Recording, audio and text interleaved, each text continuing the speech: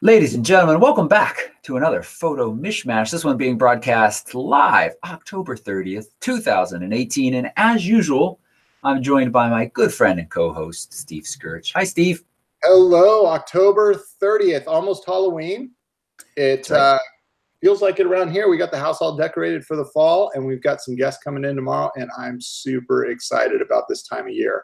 Very nice. Beautiful right now. Where do you fall on the pumpkin spice spectrum, Steve?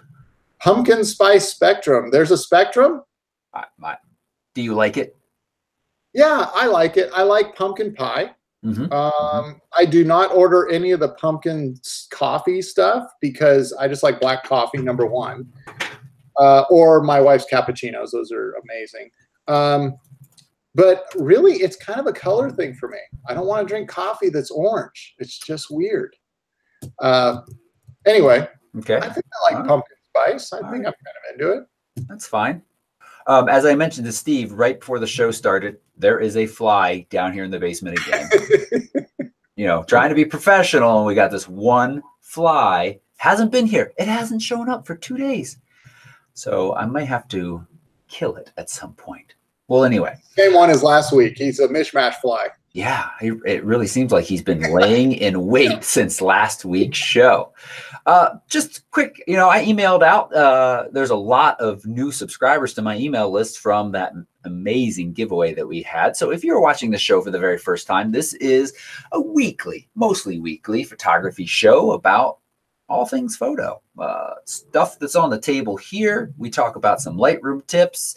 We talk about some news articles, and we share our opinions as well as answer your questions live. So if you have them, put them in the chat room. We actually don't have Roy today because we are broadcasting on a not typical day. Typical day is Wednesday, but tomorrow it's Halloween. So, we got Halloween-y things to do.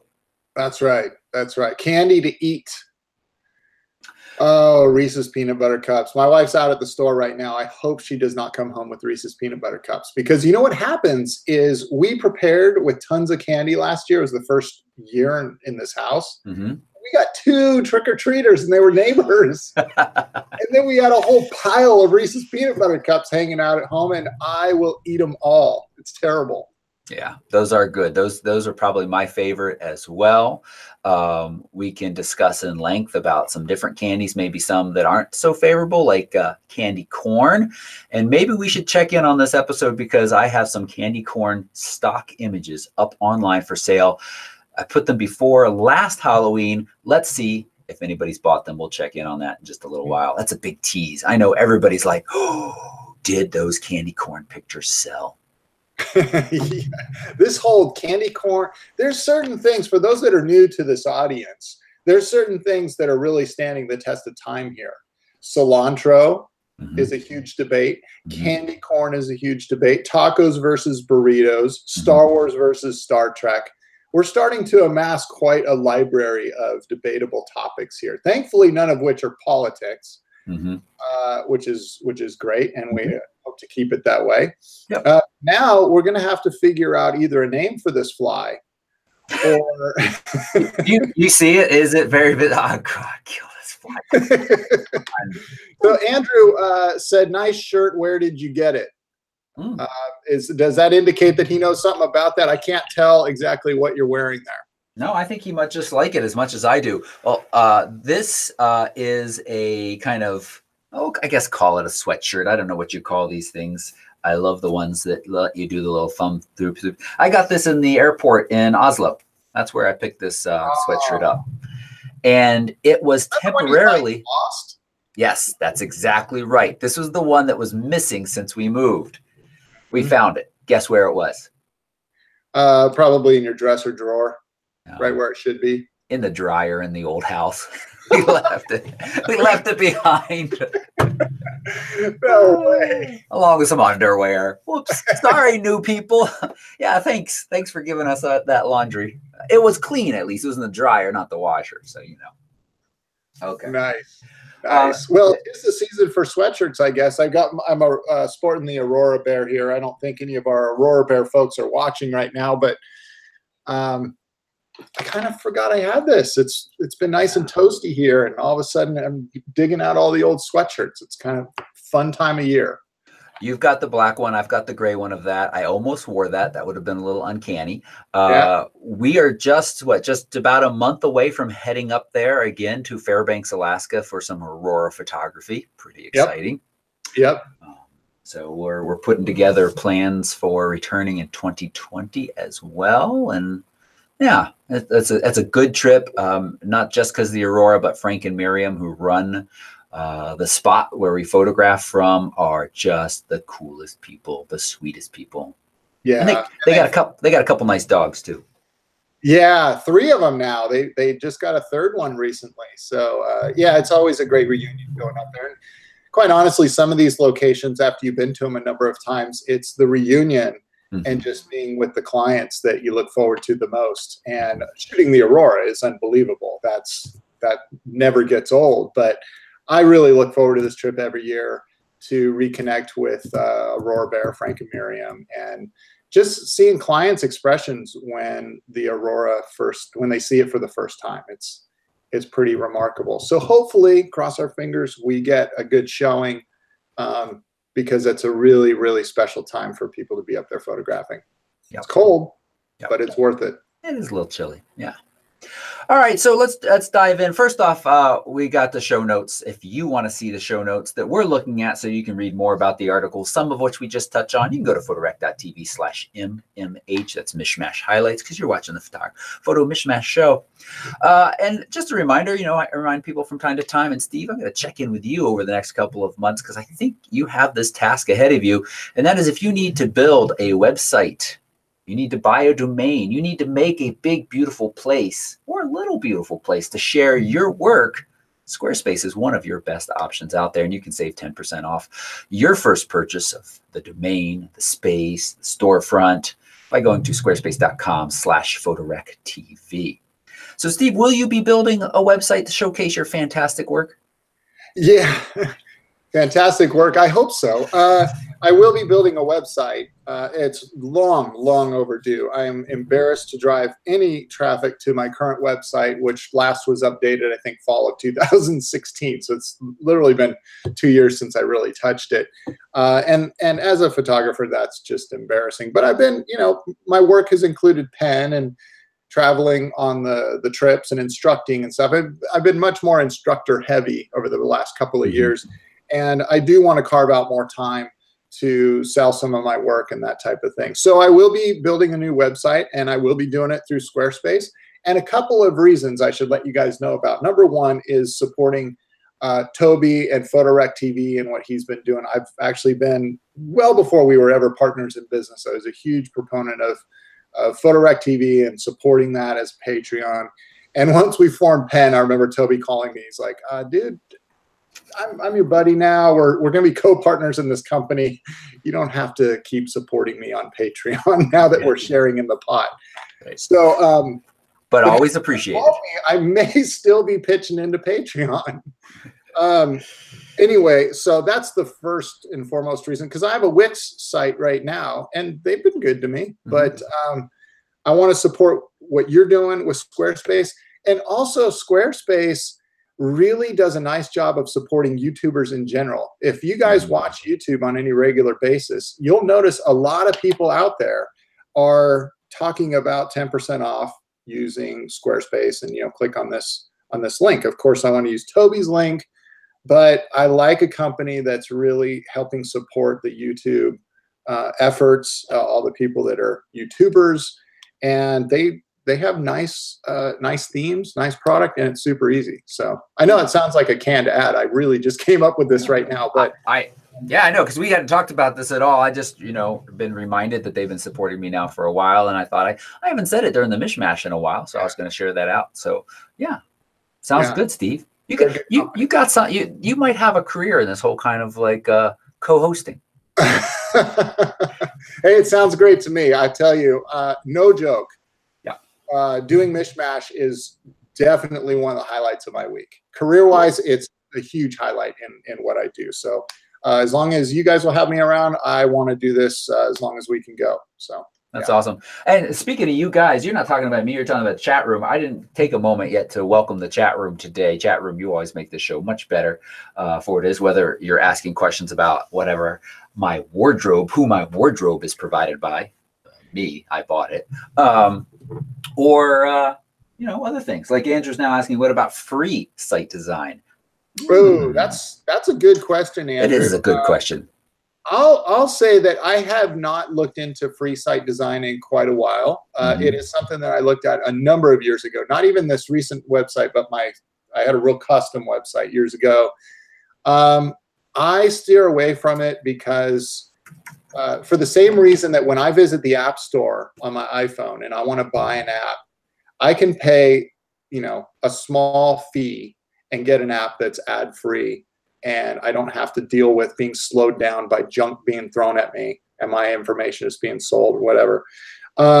Or I can get a free app. I always go for the one that I have to pay a little bit of money for because I just feel like you get what you pay for. And if you get something for free, there's always seems to be a catch. And when it comes to displaying my work, I want it to be done in the cleanest, best way possible. It's an investment in me as a brand and my company.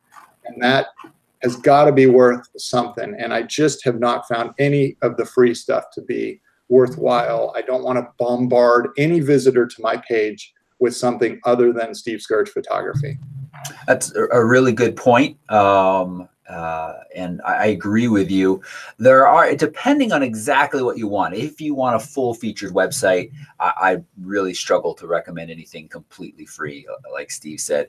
If you're looking at maybe just kind of hosting some galleries of images, PixieSet is one place to take a look at. But again, it will be branded PixieSet, not branded on your own under the free account. The other option, and now this isn't free, but it might be for you if you're a Creative Cloud subscriber, is Adobe's portfolio tool. If you're a Creative Cloud subscriber, you have access to their portfolio builder, which is very good, very clean as well. And so it's not necessarily free, but if you're already a subscriber, it becomes free. And that will integrate with some of their other programs as well, allowing you to quickly build out galleries and have a nicer design. But again, you know what? If you run into an issue, an error, the places you pay for, Squarespace being one of them, you can actually pick up a phone and get online or talk to somebody, get issues resolved. So there is always a hidden cost to those free sites. Keep that in mind. Yeah, and he asked about, he couldn't find the prices on Squarespace. Now, I don't know exactly what the prices on Squarespace are, but I'll tell you that it'll advertise like $7.99 a month or $9.99 a month. Typically, that has to do with if you pay the year in advance. So you can go month to month, I believe, and it's a few bucks more. But, you know, kind of like we do with Pen, right? We charge $9.99 a month for now. That is going up at the first of the year. Hopefully you guys all got that email that talks about, you know, once you're grandfathered in at the low rate, you keep that forever. That's right. But if you pay a year in advance, it's $96 for the year under current pricing. And that, I don't know what that comes out to monthly, but it's a less monthly amount. So anyway, that's kind of the way Squarespace pricing tends to work. But it's, to me, 10 bucks a month, 15 bucks a month for a website that's me as a brand in, you know, the web, out there on the web, is well worth paying a few bucks. Because I had a custom site, and not only did I pay a lot of money to have that built, I had to pay a lot of money each month to have it just maintained. And I ended up teaching myself some of the WordPress stuff just so I didn't have to pay so much each month when I wanted to make updates. It can get very costly. So things like Squarespace and Wix, they're great and they're inexpensive. And so there's a link right down below this video if you guys want to check out more about Squarespace. But they're right now sitting at $12 per month billed annually. That's where their pricing is. Oh yeah, right on there. All right, let's talk about a few other photography things. Happy almost Halloween. Roy started a vicious rumor that we might dress up. You know, I did happen as I was cleaning and organizing in my studio, which is just my basement, to find a bag of costumes. I think they're mostly Chris's. And so maybe I'll throw a wig on later in the show. Stay tuned for that. But we also talk about stuff that has gone out or happened on this channel or in the Penn Network in the last couple of weeks. And that includes my video taking one of our favorite lenses, Steve, the Sigma 14mm f1.8 lens. Beast of a lens. Fantastic for night photography. And pitting it against a much smaller, much more portable, the Venus Laowa 15mm f2. And so you can go watch that. That's linked in the Mishmash highlights. The short and sweet of it is both lenses are very good. If you don't mind manual focus and manual aperture control, the Venus saves you a lot of money, and it is so much smaller and lighter. But with an autofocus lens, you know, it speeds up your work. Steve, you've done a lot of real estate, indoor photography, worked with wider angle lenses. Do you have a feeling on manual focus versus autofocus for use in a situation like that? For me, it's kind of a non-issue. If I have a manual focus lens, it's not only is it not a turnoff, I tend to focus manually anyway when I'm shooting real estate. I just shot a home actually this last weekend up in Cincinnati. My daughter lives up there. My son-in-law is a realtor, and so anytime I go up there, he usually has something for me to shoot. And I used I used my 14. It was a very small home, so I used my 14 on a lot of spaces just to maximize what I could get in there. And with that, it's autofocus, and I would usually grab autofocus somewhere off in the distance, and I'd be at real small apertures like f16, f14, somewhere in there. And I'd always double check manually though, and it usually was fine. Mm-hmm. But my tilt and shift that I use for all the exterior and the larger rooms and stuff, that's just all manual, and I just 10 times zoom in, find something that if I can find a texture or words or something like that, and really dial in that focus, and then bring it back and get everything else lined up and then bracket it together. So I watched your video, and I definitely would have gone for the Laowa in that case, just because I don't mind manual focus at all, and saving the money. And then also this, in fact, I had the same kind of debate about a year ago, if you remember, Toby. I was debating between the Sigma 14-1.8 as my star photography lens and the Canon 14L 2.8. And I went with the Canon because it was so much smaller and lighter, and I could just throw it in my bag and go, and it just wasn't going to be a deterrent. Now, that's not auto versus manual focus, but the size and everything became pretty important to me. Yeah, it definitely plays a pretty big role in my decisions these days. And as much as I love that Sigma, you know, if I'm not going out the door just for astrophotography, I'm headed out the door with a bag full of gear. There's a lot of value that I place in a smaller, more compact lens, even if I have to make maybe some other sacrifices to get there. And speaking of that, we don't have this in the show notes, but Laowa has just announced a 10-18 version, or not version, but a 10-18 lens for the Sony FE system, and it looks quite interesting. So I'll be testing that in the upcoming weeks or months. It very similar to, it happens to be within reach. Isn't that funny? The Canon 10-18, which is just really worked out that way because I had this around as I was playing with the EOS R some more. You know, fantastic, lightweight, compact, super wide angle lens, but it starts at f4.5. Starts at 4.5. That's its maximum aperture. And I believe that's the same with the Venus as well. So it's not going to be a lens you're going to be out there shooting stars with, but maybe for real estate work or other general kind of wide angle landscape photography work, certainly not bad. And what's the price on that Canon? That thing is super cool. Man, that's a great question. I think maybe like $250, somewhere in that ballpark. Just a nice one to toss in your bag. I mean, obviously, when it comes to landscape with the type of stuff that we're doing, we have to be very careful about weather sealing. But, you know, like you said, real estate, if you want to dabble in real estate photography, I'm starting to get a lot more tutorials up on the Penn site about shooting real estate and working with angles and stuff like that. $250 is a small investment. You can easily get that back with a home shoot or two. And, you know, great one to have in your bag. And I was going to ask you something about, and week in review, I think, do you have a new video that went out on the Penn Network this week, Steve, or going out very soon? Yeah, I just did one the other day, actually. I didn't email the content out because we've got a lot of stuff that's going out right now. We've got November 1st was when we kicked off Penn, so it's our 1-year anniversary. So we're just reminding people. We had a lot of people join at that time that, hey, your subscription is coming due. So just, you know, we don't want you to be taken off guard with that. And to stick with us because you keep the same pricing if you do. And not to mention everything else that you're getting here. But anyway, the content that I sent out was just titled Photoshop, Are You Finished Yet? And it occurred to me that a lot of times during our image review sessions on tours and when we're teaching Photoshop and Lightroom classes and stuff, there's a lot of just little tweaks that you can make to your image before you go to print with it that make a huge difference when you look at them before and after. And you may not even see them. It's almost like you don't know what you don't know until you've worked with this a bit. And so before I go to print with any of my images, especially if they're going to be large, I go through them with a fine-tooth comb and I eliminate a lot of little eyesores, as I'll call them.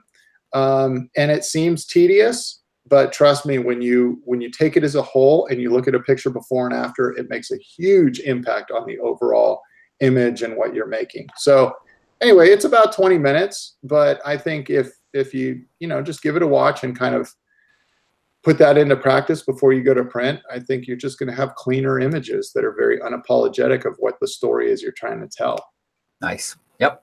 It's great. And just for those who are watching who don't know what the Penn Network is, that the Photo Enthusiast Network is run by myself, Steve Scourge, Dave and Allie, 4 professional photographers who make our living creating imagery, post-processing imagery, and we share with you everything that I think helps you do those things better. To put it quite simply, new videos each week, new written content each week, plus you get access to our image review board, the monthly image critiques, this show, if I'm not being generous and just sharing it out to the World Wide Web, and more. I mean, it is a fantastic resource in the fact that we're in there in the group answering your questions.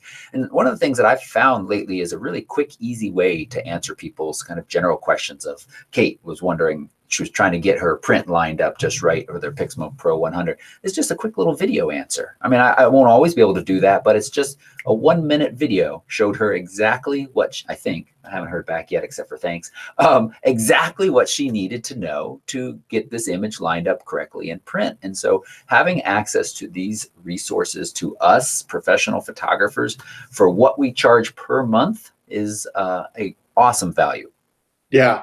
Yeah, and these things are rather expensive. You know, if you're going to print large, and now we've been talking about Bay Photo. I mean, they do such an outstanding job, and no matter what you do, that's not a small investment. And you're showing it large on your home or a friend's house or something like that.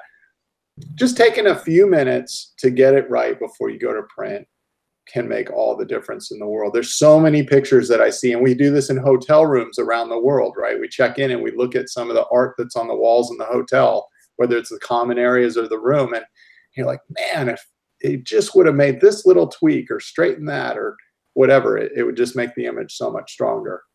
Yeah.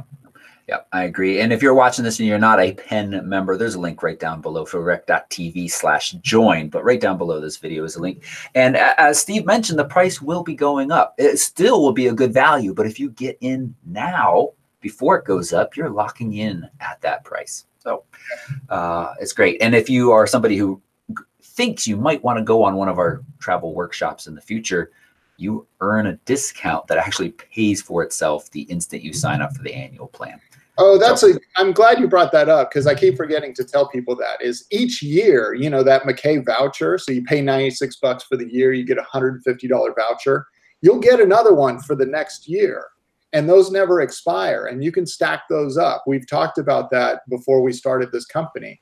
And yeah, so that's an important thing. Plus, if you know, if you have friends that you'd like, we've been working like crazy for months now on this affiliate program. And at some point, we're going to get it all ironed out. We've been working with the company that we deal with and stuff. But, you know, if you want to refer a friend to join Penn, now would be a great time for them to get on board, because they'll get that same first year entry level pricing, $9.99 a month or $96 for the year. and they'll get locked in just like you guys are. So January 1st, it is going up. Yep. It's still going to be a great deal, but good Christmas gift, I suppose. That's great. Yep, that's true. To the photographer in your life. Mm-hmm. Andrew's asking if the voucher is something you send or it's just on your account. It's just on your account. You just say, "Hey, Dave," when you sign up. That's another thing. We're not some big faceless corporation. You all know that. We'll talk more about this, but again, photorec.tv/join. Before we dive into a few Lightroom tips, where we're going to look at some of your submitted images and give you some tips and tricks in Lightrooms for making them better. I've been meaning to talk about this for a little while.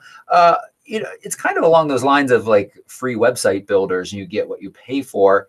This is a tripod head to a tripod system that I've been reviewing. And on the Iceland trip, this Buddiesman head just totally locked up on me. Not the head part, but the little plate attachment point. This is jammed solid.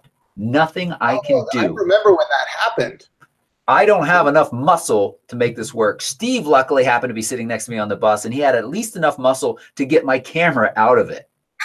But I haven't ever since been able to, and I haven't taken a tool to it yet, but you can see the spot where I banged it on a rock a few minutes in kind of frustration to try to get it to loosen up after it jammed. So I don't really have any point in sharing this other than one, it makes me feel like, how many backups should I be bringing of important equipment on trips sometimes? I mean, should I bringing a spare head, or should I be avoiding what may be a cheap kind of knockoff brand? The tripod legs have still performed great. They're carbon fiber, and this whole thing was, I don't know, $150, a little less than that, I think. But clearly the head has some issues, or at least quality control issues. And you kind of get what you pay for. That's all I wanted to say about it. Yeah, and I think it was Kyle had put something in there about just replacing a piece of that. What's the company that you got that from? Buddiesman. Yeah, see, and that's part of the problem too. Is I know I'm always a huge proponent of really right stuff, and I'm well aware of the fact that stuff costs an absolute fortune. But if something goes wrong with my ball head, I know that I can go right to Really Right Stuff, American-based company that makes great products, and buy any piece that I need to fix that tripod. I don't have to find it somewhere in some parts catalog. I don't have to call China. I don't have to figure out what guy I need to speak with to get something fixed. Yeah. So, I mean, you mentioned that, just the customer service. And it is a kind of a case that you get what you pay for. Something like that goes bad, and it's kind of like, well, you got to just replace the whole. I don't know. Do they sell just ball heads at that company, or is it the whole? Not that I know, not that I have found yet. I haven't really gone looking for it. Some folks are saying WD-40. This is jammed up. This isn't maybe what's that stuff that reduces like Loctite, or what's the That's opposite? The other way. You don't want to put that on there. What's the opposite of Loctite? That thing is maybe sure I might be able to remove this whole plate and find another one or something like that. But it is much more on me than it would be to call up, or you use the example of Really Right Stuff. Me Photo also, I've had a leg fall off, not a fault of theirs, but snowmobile fault, and I was able to call them up, and they're like, okay, we'll send you the new one. So yeah, there is something to be said for that. Me Photo is a great marriage between really awesome customer service and good products, and a really good price for what you get. We refer them all the time on our trips, and it's funny because now we have so many repeat clients. We show up, and like 90% of our clients are pulling out their Me Photo tripods, but they're good. They're really good. They are. Quick, let's see. I think because Roy's not here collecting questions for us, we should answer them as we see them as best we can. First, Kyle asked about if you are a pen member through Patreon. Patreon folks, I'll be emailing you all soon all of the information you need for that, so hang tight. Kevin's asking, which lens would we choose for wide angle and astrophotography, the Venus Laowa 15mm or the Irix 15mm Blackstone f2.4? It depends on what system you have, because that Venus is only FE mount. So if you're talking about Sony, then you're talking about the Venus as a native lens or the Irix as an adapted lens. And I would lean towards the Venus for kind of just a little bit cleaner mounting, a little bit more less to mess with. If you're talking about Canon or Nikon, though, those IRIX, those are very, very nice lenses. Yeah, I like that IRIX. What was the one that I tried in Olympic last year that you had? Was that a 15 millimeter? That was the 15 millimeter Blackstone. Yep. And what I loved about it is the infinity focus was spot on and it clicked into place. Like as you move that manual focus, it would just snap right into infinity, and then it wasn't going anywhere. It was just very reassuring in the pitch dark as you're shooting stars that you're going to have clear pictures. Yeah, it's nice. So probably in the IRIX is cheaper. So I'd lean to the IRIX, and if you're a Sony, I'd probably lean towards the Venus. But we can talk about that more if you want to email me, Kevin. I think we've chatted online recently. Yes, we have. Okay. All right. Let's dive into a few Lightroom pics and one Photoshop pic. So I'm going to share my screen so everybody can see everything on here. And oh, you know what? I should also make it so they can't see your face. Nobody wants to see your face, Steve, while we're looking at these beautiful pictures. All right. So we've got a couple of tips, and for those who are watching who haven't watched this before, our goal, we do a little critiquing in this, but that's not our goal. Our goal is really kind of to talk about some of the tools within Lightroom that are really going to help you improve this image a bit with focus on that. For those who want image critiques as pen members, you have that in a variety of locations, including the fantastic monthly image review that you run along with Ali and Dave, Steve. All right. First up, we've got Paul's, I think Hawaii. I think he had this cool Hawaii trip I remember seeing some pictures from, and I'm going to guess that's where this is. I love this. I think I've seen this image from Paul shared on social media. Mm-hmm. If I haven't, Paul, my apologies, but he does great work. Mm-hmm. And this is one of the things when we do our judging, we have to be very careful about, because a lot of these folks, I mean, we're trying to figure out some way of hiding, making it more unbiased.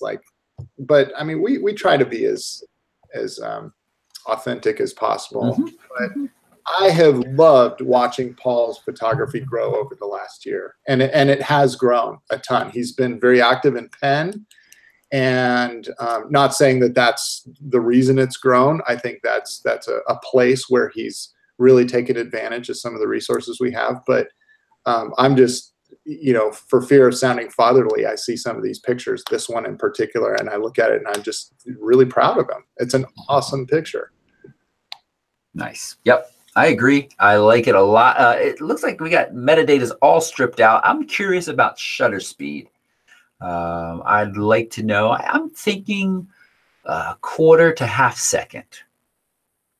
That's what I'm thinking. Yeah, probably right. Because you can see, and when we talk about this a lot, I think a lot of times when you first start using a filter to soften water, or, you go out at the dark and you want to soften a waterfall or moving water, the tendency is to go too long on the shutter speed, because you see how dramatic that change is. But just a little bit of time goes a long way.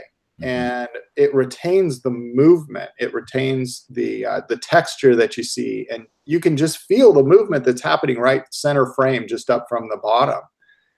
I think whatever shutter speed he chose was the right shutter speed. It looks great. Yeah, very nice.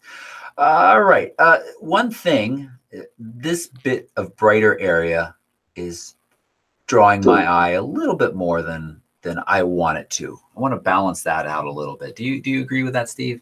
Yeah, just those real hot spots in the clouds. I mean, you could do a graduated filter and do some work there, but that's going to affect everything. I think maybe a radial filter, or just paint on a little bit of highlight reduction in those white areas. Yeah, would bring that texture right back and tone it down. Let's see. And we're working on, I'm almost positive we're working on a JPEG here. So we're going to be limited in what we can do. But I agree with Steve. Just kind of come in with a brush. You set that brush for highlights down a little bit and just paint over some of that area. And and just try to get a little bit of that detail back in. So I like it a bit, even in the darker areas as well, taking some of that brighter portion of that out. Just makes those clouds stand out just a little bit more to me. Yeah, one of the things, I mean, this is getting into some heavier editing techniques, but one of the things that I did on a recent shot of Horseshoe Bend is I had stitched 2 shots together. When I did that, I actually noticed that the rock formation that was in the foreground that was right in front of my camera, I tweaked some angles and I lost some of it at the bottom of the frame. It kind of disappeared, or it ended right at the bottom of the frame. So what I did is I just created another 1/2 inch to the image and kind of, you know, did a content aware fill and did a really nice job of just creating a little bit of breathing space. And you could do that here, just right at the bottom middle where that water comes in, because your eye is constantly drawn there. If you just expand the image, now if you have room to crop out, come out a bit, then great, that's a piece of cake. If you don't, then, you know, you could create just a little bit at the bottom. Content aware fill is just going to kind of duplicate what's there in the rock.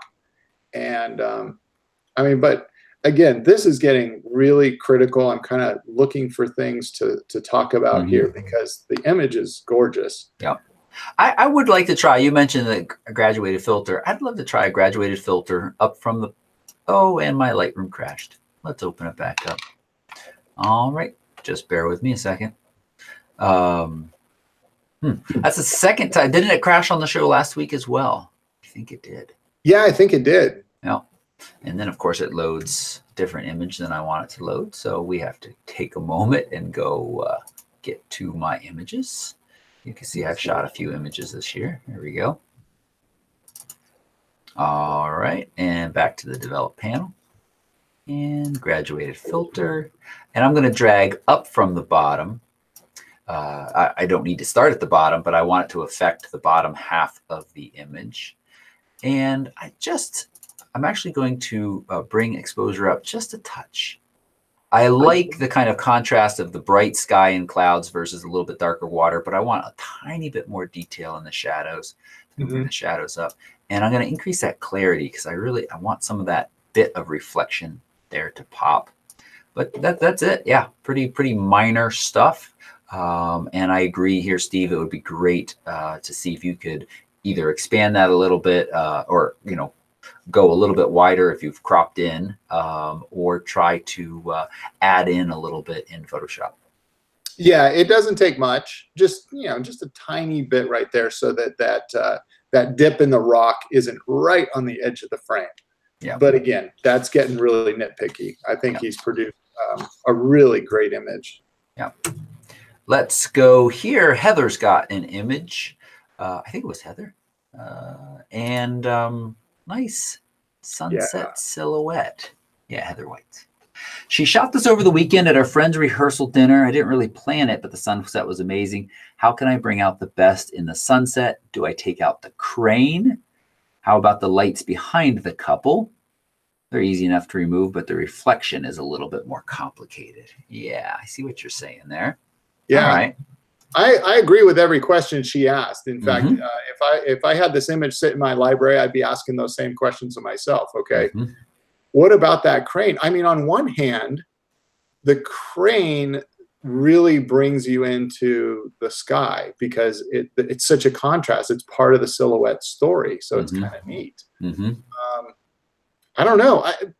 I think it's more of a personal preference on the crane. The lights, I would take out probably that top little light for sure, and I'd fill in the space kind of above it just to keep the silhouette solid. But I like the way that that's reflecting down into the water. If you remove the lights altogether back there, including the rectangular space, you're gonna also have to remove it from the water, and that's totally doable. But just keep that in mind. Yep. Yeah, it's definitely a bit more work. And, you know, we talked last week a little bit. I was confused about what version of Photoshop I was running. I do have the newest running one now, and content aware is updated. I'm not seeing a huge difference in the smarts of content aware. I don't know, Steve, if you've been using it enough in the last couple of weeks to make remarks on the newer version. No, I've been pretty light on my editing this last week, aside from the tutorial that I did. And I did use content aware fill quite a bit on that tutorial, and it did a good job. There's a couple points where it didn't, and I was actually very transparent about that as I worked through the image. But oh, that's pretty nice, actually. Not bad. I think I like what you did there, Toby, and I think just a couple of those other things, getting those out of there, because, and here's the other thing, the crane is fighting for my attention away from the couple, and I want to focus on the silhouette of the couple. I love the fact that the horizon line is above their heads. Yes. Nice job there. So yeah, I think my preference would be probably to pop that thing out. See what happens. Let's just see. Here, cut it way down. Yeah, definitely. You got to watch, especially, in nature. Yep. Yeah. We've just noticed a glitch in the matrix there. But I really, I want to agree with you, Steve, there, that you framed them so nicely with the space. We kind of talked about that last week with Ursula's shot in the water, and Heather just really nicely put them in there. Again, I'm just doing, because this is a background layer, I'm just doing that content aware. I'm deleting, and then it's automatically allowing me to do content aware fill. That's what I'm doing there. And you can see we've reached its limit really in this space. So we could come in and truthfully, I'd kind of back it up and try again. But let's see if we just sloppily kind of grab from over here a little bit and see if we can get a little bit more. Yeah, and to those watching, if you want to go in, Heather, and remove that crane, I just take a piece at a time out, and then try to leave as much as you can of the trees and that kind of stuff. Leave the natural stuff in there. But I think the story really is the couple, and I would probably lean on the side of taking everything out that is a distraction from that moment and that kind of tension between the two of them. I think that's a really powerful picture now. Yeah. I might try. I'm curious to see if we bring up. She says, sorry to interrupt, but she just chimed in. She said she couldn't get content aware to work. So if you're in Photoshop with this image, just double check to make sure that it says background on the layer panel and not layer. Because if it says layer, content fill is not going to work. It says background, it should work okay. And you just you circle it and then you right click and make sure that it's selected. Yep. And then I just threw a radial gradient behind them and increased the exposure a little bit. Just makes them pop out just a little bit more crispy. So that's one thing that I would do. And then I do a linear gradient up for the, now, please, I don't consider this finished up here, but for time constraints, just kind of showing you finished. And then you could warm that sky up even a little bit more, saturate just a tiny bit, not too much salt on food. Steve, I missed you teaching the class this week. I had to do salt on food all by myself. Yeah. And I'm not nearly as good. It's been a little while since you run solo, huh? Yes, it has for a 2-day class. The kind of the gray up there, there's some blue in there that I would probably try to bring out just to add another color. So you could do a gradient, down into the oranges, and then either go to, you could just go to color and apply, probably about 50% or 25%. Get a little bit of that blue in there. You could also cool it down with the temperature. That would bring some more blue out. But you want to be careful not to cool down the orange and the yellows and stuff. So, just kind of blend that in. That's maybe a little salty, but just to have that blue show up, I think adding that other color in there rather than the gray tones just gives it some more vibrancy that I think looks beautiful. Yeah. No, I'm a pretty salty guy, Steve. No, I agree. I don't want to make too much salt. Because I'm always the proponent of salt on food, and it was birthed out of the fact that when I was first editing photos, I was salting everything way too much. And when I go back and look at some of my earlier work, I'm like, oh, what were you thinking? But I think the pendulum kind of swung a little too far in the non-salty direction, and I'm kind of coming back and adding a little bit more salt these days. My new camera, the files tend to be a little bit richer, I'm noticing, and I think they look really, really beautiful. So I'm kind of being a less apologetic about some of the vibrancy, but it is still a very fine line that you need to walk. It is a fine line, and I don't think you have to be apologetic at all. When I was teaching the class this week, it came up, well, how do you know? Especially as beginners, or even still to me, I'd slide the saturation. For those who don't know, we're talking about really in this presence section, being too heavy-handed with vibrance and saturation, especially saturation. I mean, just very quickly, you can get colors that only happens when somebody's dropped the nuclear bomb over there on the horizon. So you dial it back to where it was, and everybody goes, oh, God, it looks so boring now. So how do you decide where exactly that fine line is? And one of the answers I gave the class was, well, if you're a Penn member, you put it online and you say, what do you think, guys? And, I'm really proud of this community. I love the chat room. I love the community because there aren't any salty answers ever. There's just like, well, that might be a little bit too saturated in that area for my taste, or, oh, that looks great. You could increase the colors of the green, or in this case, the sunset a little more, and I think that would be fine. Just some good, helpful answers. Yeah, absolutely. That is an incredibly powerful resource. And the good thing is it keeps getting better and better the more people are being involved now and communicating with each other.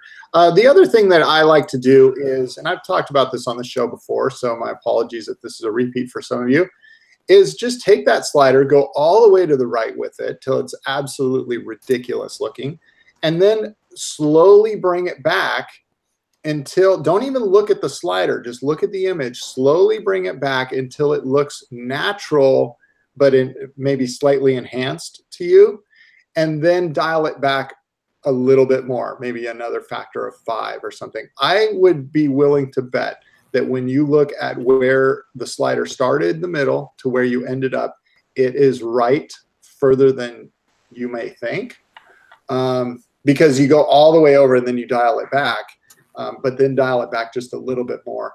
And I've used that trick a lot when I'm working with saturation and vibrance. Saturation is very, very, like you said, just minor, goes a long way. Yeah, I think that's a great tip. Nice. All right, we got one more image to look at. This one's in Photoshop because it was sent to me in Photoshop. Thanks, Kevin. Hey, Kevin, quick tip, though. When you send me a Photoshop file, you don't have to send me all the layers that you don't use. This was a big file. But we do get to see a little bit of your behind-the-scenes editing, including the fact that you decided at one point to flip it. So since you went with a flip, Steve, we talk about flipping images from time to time to make them stronger. We read books from left to right, and most of us that watch this show do. And what do you think? You like dog, or actually wolf, right? I think this is a wolf pup. Not pup, this is a wolf. From the left or from the right? I'm completely torn on this one. I don't know. There are certain images that I see and I think they need to be flipped. There's certain images that I see that have been flipped, and I immediately say, yep, that was the right choice. This one could really go either way, and the reason I say that is you've got the subject. In this case, the leading line is up through the wolf's kind of neck area into the eyes, and then your eye goes off the page in the direction that he's looking. The flipped version, it's all blank space, and so your eye is caught at the wolf, and now you're in this ping pong match of going back and forth to the left and right. So one of them drags the viewer out of the scene and into whatever he's looking at. The other keeps the viewer inside the scene. And I can't, for the life of me, determine which one I like better. Sorry, Kev. They both have strengths to them. I think I'm leaning towards the one flipped option from layer 8 there, Kevin. But I'd love chat room. I'd love to know, if you're not watching this live, throw a comment up. Do you think the wolf should be looking to the right or looking to the left? Yeah. Let's set oh, go ahead, Steve. No, I'm probably, the more I look at it, I really like this one right here that you have on the screen. Yeah. it leaves me wondering, like, he's not looking back or anything. It's looking forward and, okay, what did he just spot? What's he about to go after? Mm-hmm. Yeah. Yeah. I think I'm leaning towards this one too. All right. So let's set flipping aside. Kevin, this is a fantastic image. Let's put your little outside border name on there again as you had it. I don't think I have anything to say. This is so cleaned up. You've done a great job. If folks want to see the behind the scenes, started with something that looked more like this. That's a pretty shot, man. Yep. You know, great chef always starts with great ingredients, and just that first picture in color is beautiful as well. Yeah. So here's what I will say, and especially when you're dealing with black and white, the matte that's put on this image is pure black, and the stroke line is pure white, and the watermark is pure white. When you're dealing with pure black and pure white, it's going to bring out any lack of pure black and pure white in the photograph itself. And so it's going to dull down whites. They're not going to look quite so vibrant, or they're going to look blown out if they are pure. The blacks are going to look dulled down, and as a result, you may need to play with some contrast. So I say that to say, okay, if you're going to use a black matte, that's fine, but I would make that stroke line like a quarter of the width that it is, because what this has done is it's completely boxed in the image, and it draws more attention to the matting and the art around it, and especially the thick font of walk photography down the bottom. The story has now become, look what I can do with the matting of a photograph, rather than this matting just is complementary to the story and the photograph itself. So I would take that white line and I would make it a quarter of the width that it currently is. Let's say if it's 10 pixels wide, make it 2 or 3. And actually, that's not a quarter, is it? Make it 4. And then walk photography, I would match whatever the width of the border is. I'd make that the thickness of my watermark. I think it's, you know, it's fine to have that on there unless it's for competition purposes. That's a good advertisement, but I would match it to whatever that stroke line is. Just make it very subtle. And then that shows off your art rather than the matte itself. Nice. Good tips. I like that. And we'll stop sharing. We'll come back to me. Nice. I will say this, that Tuesday tip 2 weeks ago that went out was a fantastic one from Roy. We just showed the virtual matting. You've shown how to do that in the past with video tutorials. Those are all still available to you. But Roy's Tuesday tip gives you basically automated tools. You click a button, vroom, just like that. It makes that sound. I wish it did. And you get a virtual mat around your image. So if you want to kind of set it apart a little bit, to do that. But I think, Steve, your critique on that image was spot on. Image itself, fantastic. Tone down that border just a little bit, Kevin. Nicely done. Yep. Good job, Kev. Yeah. And, you know, we're a day from Halloween. So this was the first thing at the top of the bag. I'm actually a little scared. What else? I see something orange. There might be some dog costumes in here. I'm not going to try to put any of those on. I am so bummed that I didn't buy you that Icelandic clown costume. I mean, not costume, wig. Wig. The one that, yeah, this is how we do it in Tennessee right here. This is the first thing I grabbed out of the old closet that wasn't a baseball hat. It's looking pretty good. It's a little more suitable for you than this right here.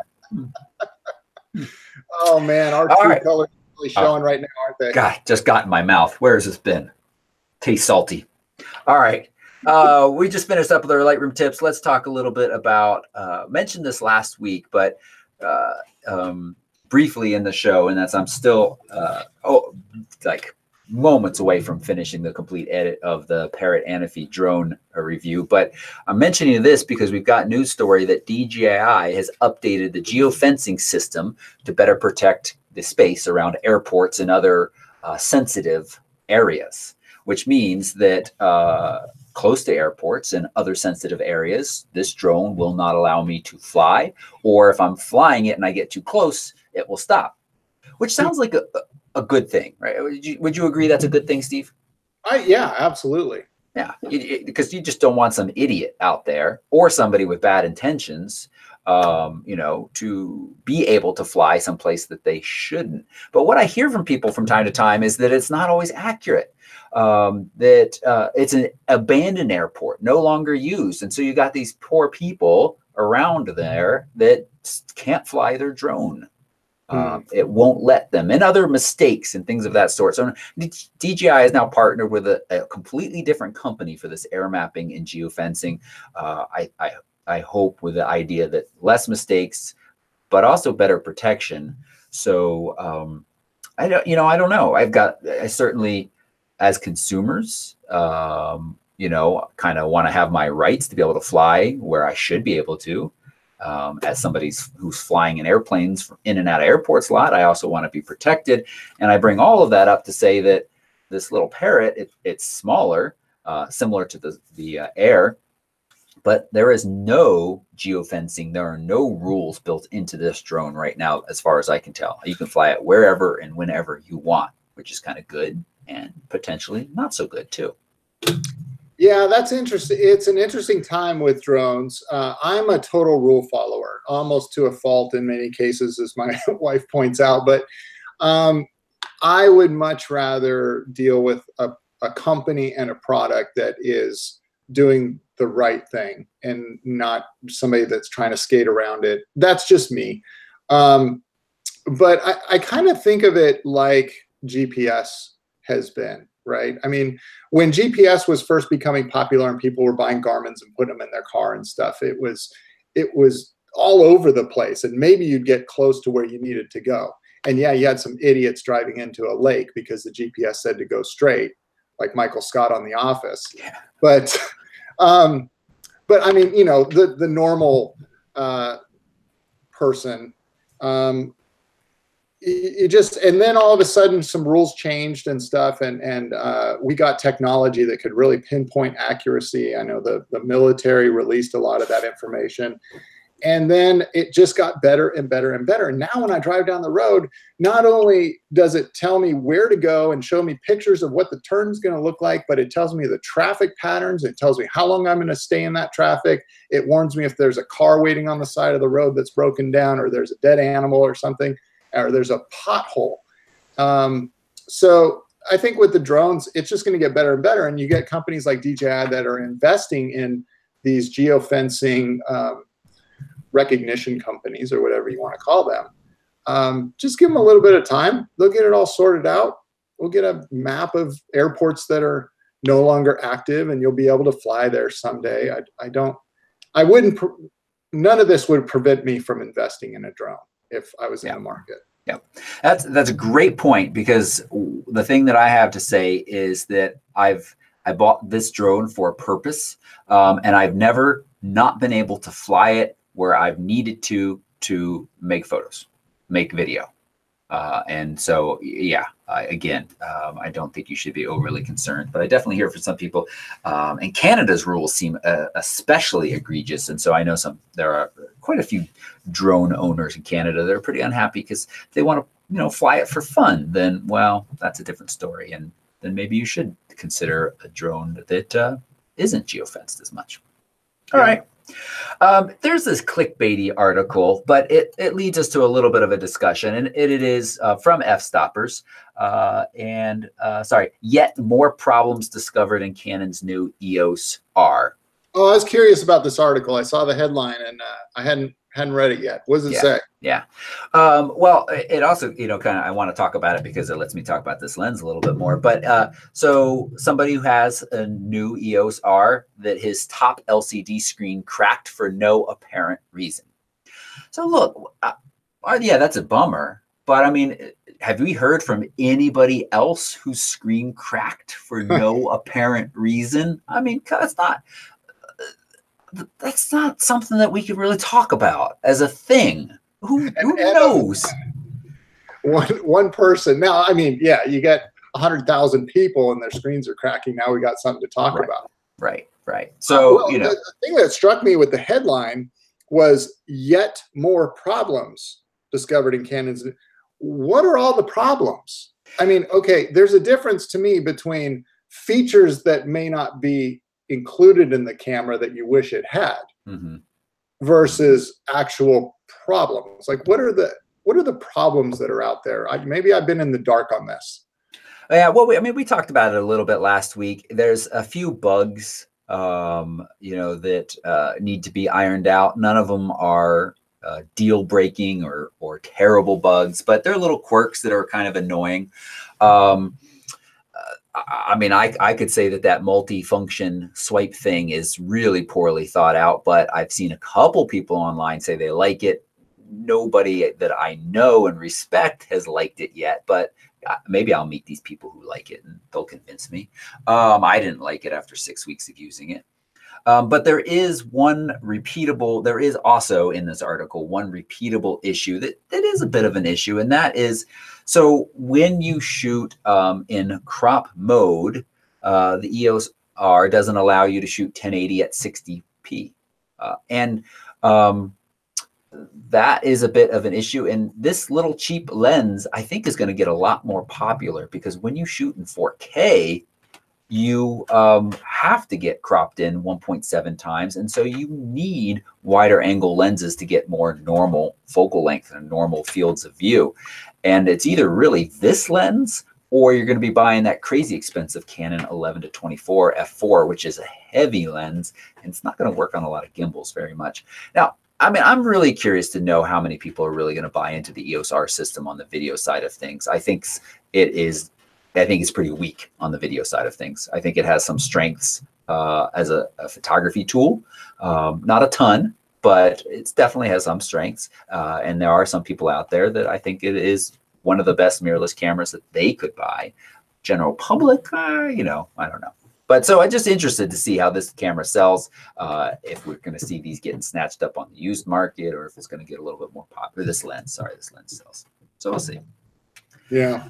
And then let's see. I think we're going to skip over the rest of those stories, but there's an interesting one there, and I've had a little experience with this. This is how I lent my $4,500 camera and had it legally stolen for just $95. I've experienced or experimented with those gear rental services, kind of a peer-to-peer service. So this is an article about where it's gone really, really wrong. And my experience wasn't that it went really, really wrong. It just was not worth the time and energy it took to rent it out. And that was without anything going wrong. So I don't know. You can find out those news articles and lots more at photorec.tv/MMH. That sounds sketchy to me. I don't even like leaving my car with a valet parker. Yeah. Let alone just rent my stuff out. I don't know. Yeah. It's just not my thing. Yeah. Let's get into a news article that I think is somewhat useful. It's it's basic, but I think it gives us a good jumping off for talking about a couple things. And that's 7 great ways to control the photography background. Steve, why might we want to control the photography background? Oh man. Mainly depth of field. I mean, we want to emulate what we see, right? So if I'm looking at something that's close up and I'm looking at all the detail of it, everything around it, behind it is blurred out. And if I take a picture of that and everything else is clear, then it's not real. It's not the way we see. And so, I think with photography, we're constantly trying to make what our mind's eye wants to produce. And so working with the background is a very powerful tool to make that happen. Yeah. Well said. Let me share the screen and we'll run through. This is an article from the Digital Photography School. 7 great ways to control that background. One of them certainly being kind of your aperture control. Another is the light. And this is so, you can use that depth of field to kind of defocus both figuratively and literally your viewer from, looking at the background. But another great way is light. I think about this on our Africa and Tanzania trips, where we are photographing tribes members, the Toga tribe especially, and they're living in these huts that the inside, that they're real. People are living in there. It's kind of like in their home, and it could be a little messy with a lot of stuff going on.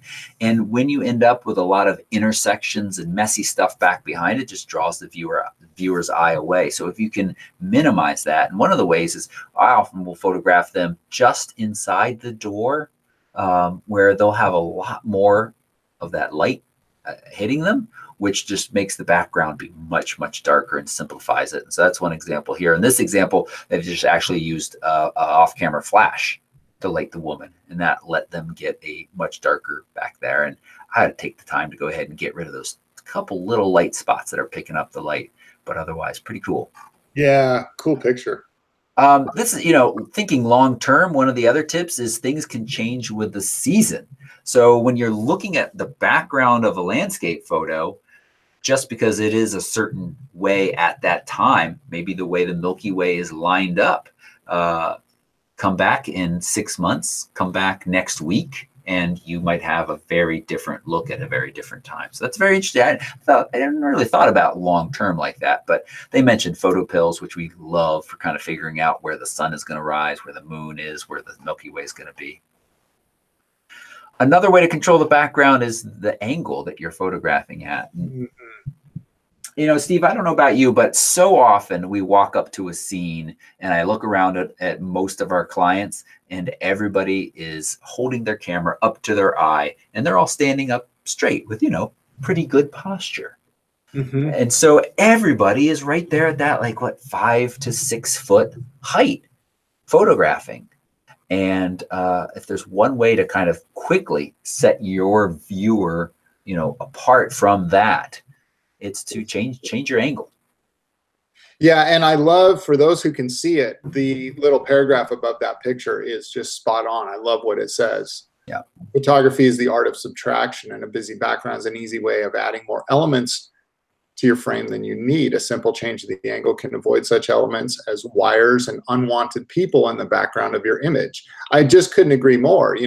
Especially coming from real estate photography, I was always looking for, okay, what do I need to get out of this frame? What am I eliminating? What am I subtracting from this picture to draw the viewer into the image itself and what I want to convey? Yep. And a lot of times just changing your angle. I mean, who knows? She could have 6 or 7 people standing way back there that are minimal. And if you're, one step to the right, they're all in frame. But, hide them behind somebody. Yeah, exactly. Great point. Using leading lines. I mean, this is very kind of simple, but good to remember. Some lovely leading lines in here, and thinking about where they're intersecting is fantastic. Mm-hmm. And then lining up foreground and background elements. So we've positioned this guy right here in the middle of that flag. I'd also talk about that one on here too, where, the angle she's kind of down below in this similar looking material. If you were a little bit lower, her head would be closer to these branches up here, and maybe even it would be coming out of her head. So you really want to watch for that and be thoughtful about it. And then of course, your aperture control is a nice way, especially if you got some kind of fun colors and lights in the background. Mm-hmm. And this one, they talk about texture background. I feel like number 6 and 7. I guess they wanted 7. 7's a nicer number than 6, but yeah, this is very similar. Yeah, one of the points I'd like to make though about number 7 is I remember taking the McKay's Portrait Academy class years ago. And we went out and we were shooting a subject in front of a little wall that was the side wall of a restaurant. It was just a building with this little side wall that was probably 20 feet wide by 30 feet tall. And that was our backdrop. And it had a really nice kind of brick texture to it. And it was awesome. You didn't need to go to some spectacular place with a giant view and all of that. It was just this simple little patch of a brick wall that served as a textured background that made the pictures look really, really great. Nice. So you can find that. You can just, walk out your door, go downtown or something, and find the side of a building if you're doing a portrait shoot. And just like we talked about, the art of subtracting elements. So yeah, we tend to see all this stuff that's around, but really when you boil it down to one frame, you don't need a lot of space, and there's all kinds of cool textures out there that you can use as a background. Agreed. Very nice. And you know, I mentioned this last week, but both Trelina and Angela did some senior photo shoots, both Penn members, a couple of weeks ago out in Portland area, and they did the classic, some of them in Michael's, and, you know, just use their little flower wall there, which is just, you know, just a very easy place to go get a couple of pictures where you just got kind of those fun backgrounds with a little bit of texture to it.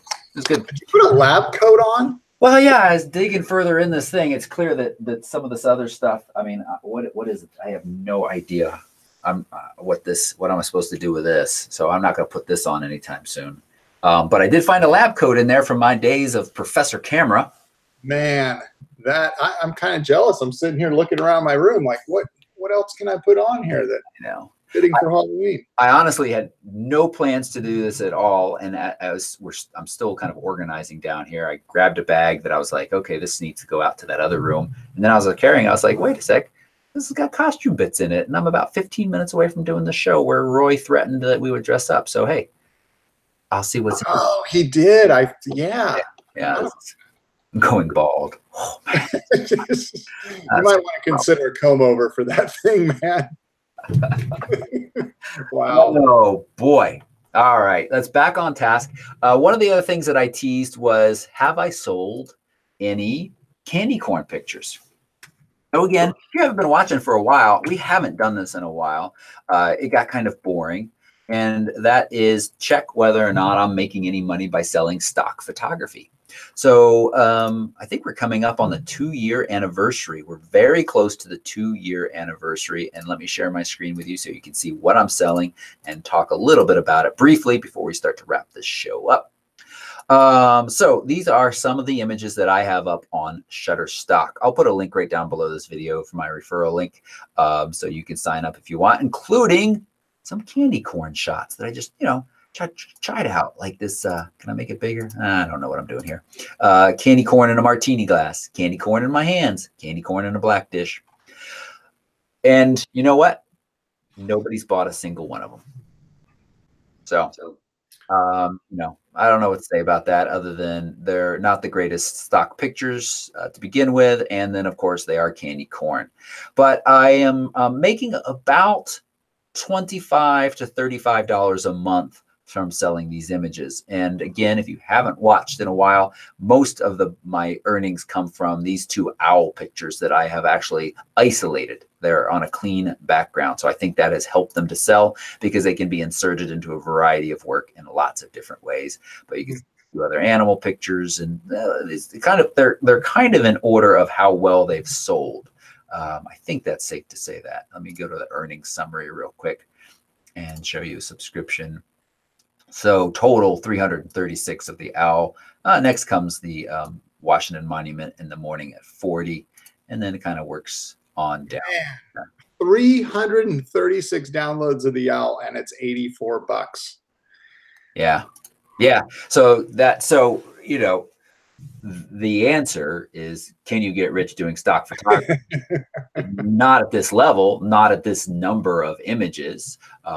And it would be a lot of work to make it your full-time gig. This image got uploaded in February 2017. So we're 18 months or so on for that. And yes, huge number of downloads, made me very little money total. So just sharing that. Fun experiment, and I'm glad that you're continuing on with this. It's interesting to see it progress, and I don't know if grow is the right word, I guess. Yeah. And if you're wondering, would you have better luck at someplace like Adobe Stock? I have images. I have some of these same images also at Adobe Stock, and they sell for a little bit more, but I find that I'm selling far less there. And Adobe is much pickier about what they take. So, just take that with what it is. It is the burrito image. I don't know if you all noticed that. One of my better sellers at Adobe Stock, which is the I'll share that real quick again. Fixins. The burrito fixins, yes, which means that burritos are. Yeah, gonna make it bigger. There we go. That image there is mine, and it's selling pretty well. I kind of want to make some more like that. It was both fun. It was a good learning experience, thinking about lighting, and you know, it's made enough to afford pretty much all the fixins on the page, but not enough for like the wood or the Tupperware or the other bit. I did a couple food shoots at some high-end restaurants in Santa Barbara, and I always enjoyed it. I usually did them with a mentor of mine who we would photograph a space, but then we would also photograph for their menu, and we'd shoot certain dishes that they were featuring. And it was always a blast because we got to eat all the food afterwards. And, you know, you crack open the bottle of wine to get that picture with the glass of wine. And typically it wasn't something really good, but, you know, that's how we kind of finish off our photo shoot. Have a couple glasses of wine and eat what we photographed. Always a good time. Pretty good deal. That's a pretty good deal. I like that. You're making me hungry. I went into my closet to dig out my polar jacket. I was going to bury myself in the hood and just you come back to me, and there I was. And man, it's been a year since I've gotten it out of the closet. It was all rolled up and velcroed and zippered and stuff. I'm like, man, I just can't make this happen in a short time frame. So I was not prepared for this at all. That's okay. I'm a little jealous of what you got going on there, because I mean, that is just a tremendous look. I don't know. You have to be careful, Steve. You're in Tennessee. I think that the hat is about as far as you can take it before you might be escorted out. So you gotta be careful. Yeah. We're gonna wrap this show up. We just got quick photos from space. And look, I plugged this little guy. I wanted to see if he would light up. Oh, you can't tell he's lit up, Daniel. It's too dark. Put him against your red hair. Yeah, well, a little bit. Just a little bright. Yeah, he's a little bright. He's our photo from Space Mascot, Captain something. Never can remember. And Cassiopeia. Yeah, let's check this out right here. This is from the NASA Hubble Space Telescope. I'll tell you this: if you we'll put a link in the show notes, but you got to go watch last week's, or you got to go look up the Mishmash highlights from last week. The astronomy winners of the year were fantastic. This is a pretty amazing picture here, though. Hubble Space Telescope. It's a little ghostly looking. It's the Cassiopeia, the queen. The scientists have dubbed it the ghost of Cassiopeia. So this is our photos from space. I like it. I like it. I really liked last week's photos from space. Yes, they were fantastic. They were from the ground of space. You know, it occurred to me because, you know, I tend to wear my glasses a lot when we're out doing nighttime photography and stuff. Your look right now is pretty much exactly the way I look at the end of a tour. Yeah. That's what I'm dressed up as. I'm dressed up as Steve. Or this is what you look like when I say, Steve, let's do Star Trails tonight to a group of 30 people. Yeah, that exactly. I've endured that too many times. Yep. Caleb reminds me he's Major Tom. Why can't I remember that? So, all right. Well, Steve, thank you so much for hanging out with us. Chat room, thank you so much for hanging out with us on this kind of shorter notice Tuesday edition of the Photo Mishmash.